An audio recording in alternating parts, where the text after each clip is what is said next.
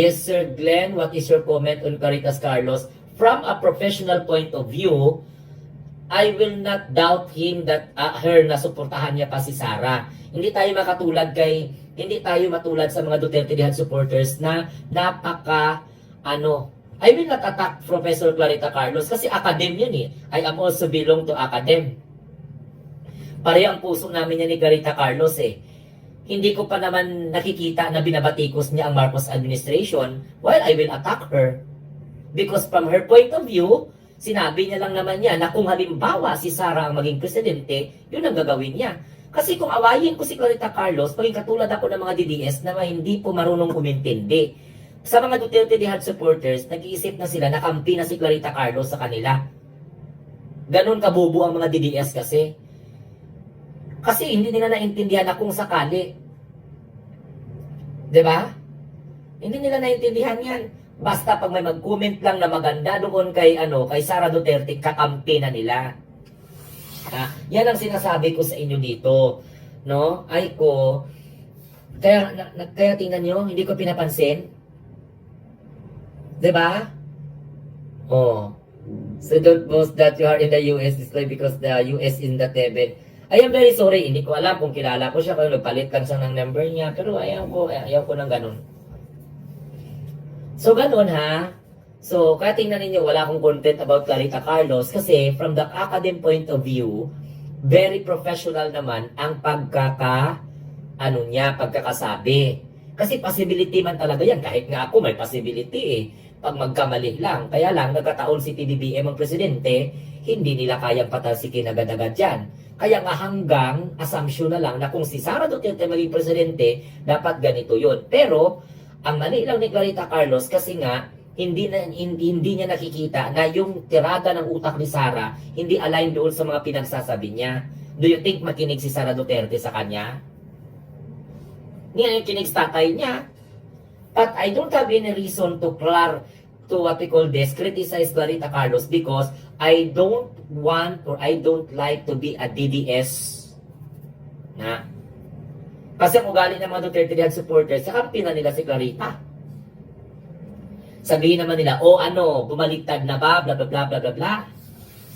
Ako, ginadaan ko lang sa joke yung mga nangyayari kay Roque. Hindi naman ako gumagawa ng video na yan eh. Si Roque, ang statement lang naman ni Roque yan eh. Nasa academ si Clarita Carlos, she knows what she is talking about. Kaya nga doon nangyari yung principle na whether BBM is a Machiavellian leader. Kasi may Machiavellian for good, may Machiavellian for bad. Rest taker kasi ang Machiavellian eh. Hindi ibig sabihin na wala siyang pakialam, kundi gumagawa siya ng mga bagay na it's hard to ma-accept ng iba. Kasi si PBBM kasi nag-introduce ng bago.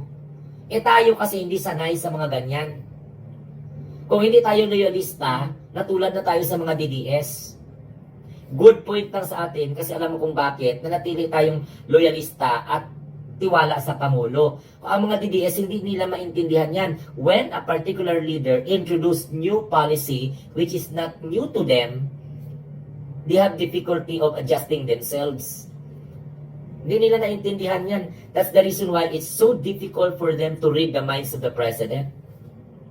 Kaya nga magtataka ka, alam mo sa totoo lang, kung hindi ka talaga nagtitiwala kay Pangulong Bongbong Marcos at hindi ka talaga loyalista, magtatampo ka. Kasi si PBBM kasi hindi siya nagbibigay ng atensyon doon sa halos magpakamatay sa kanya.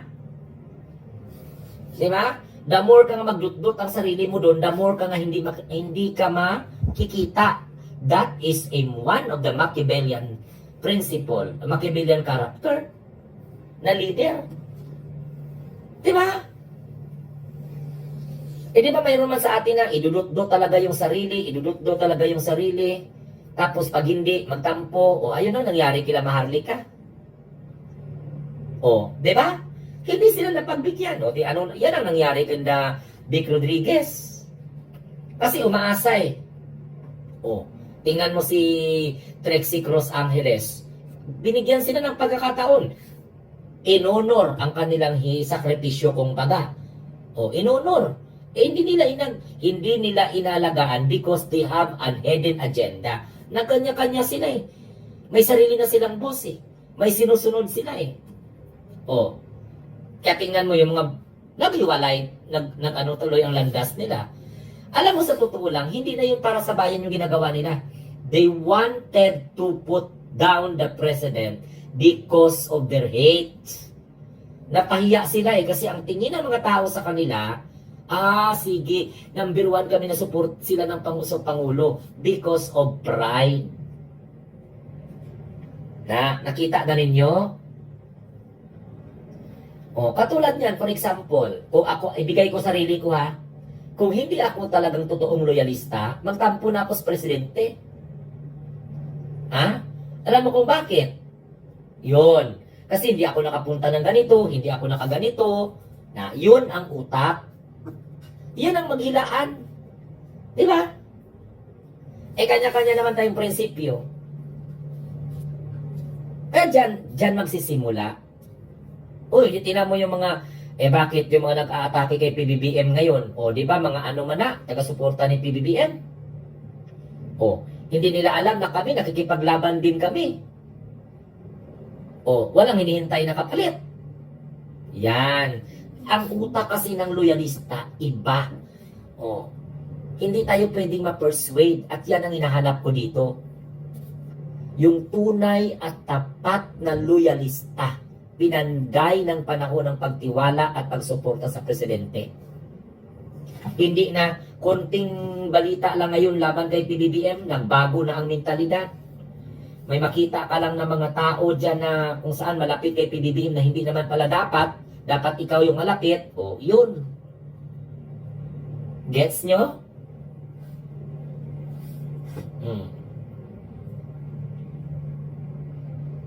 Kaya ako talaga, kaya nagtataka kayo, no, sa totoo lang, kasi very disciplinarian ako sa live streaming ko. Katulad mo ni Glenn Chong, ano nangyari ngayon? Because of, he is, kumbaga, he wanted something, posisyon. Ako naman iba. Di ba? Kung kaya ko ang trabaho sa gobyerno, at malaking bawa, may kakayahan ako, may impluwensya ako, I will personally volunteer myself to the president. I will not wait that the president will appoint me. If I have something to contribute, then I will personally volunteer myself. Mr. President, give me a position. Huwag mo akong bigyan ng sweldo. I wanted to help.